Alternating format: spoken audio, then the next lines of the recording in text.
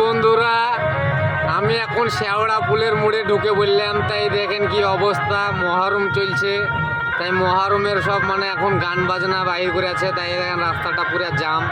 ওই সামনে একটা দল আছে, আরে দেন পিছনে একটা দল। তা আমি আটকে আছি এই জাম্পের মধ্যে। এই যে দেখতে পেয়েছেন সব গাড়ি জাম লেগে আছে, পুরে একদম পুরাপুরি জাম।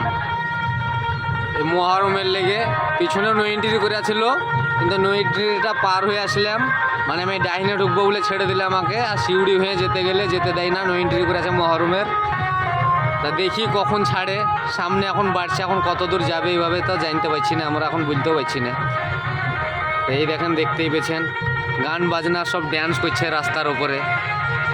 তা যাই বা কিছু হয়েছে নাই হয়েছে, খালি রাস্তার ওপরে। আর কিছু হোক না হোক, রাস্তার উপরে ড্যান্স গান বাজনা আর গাড়িগুলোকে আটকে দেওয়া, এই সবগুলাই খালি চলছে। পূজার সময়তে তাও, মহরমের সময় তাও, হিন্দু মুসলিম সবাই আপনার এই খালি রাস্তার উপরেই গান বাজনা। তারপরে আপনার হয়েছে যত রকমের পরব সব রকমই।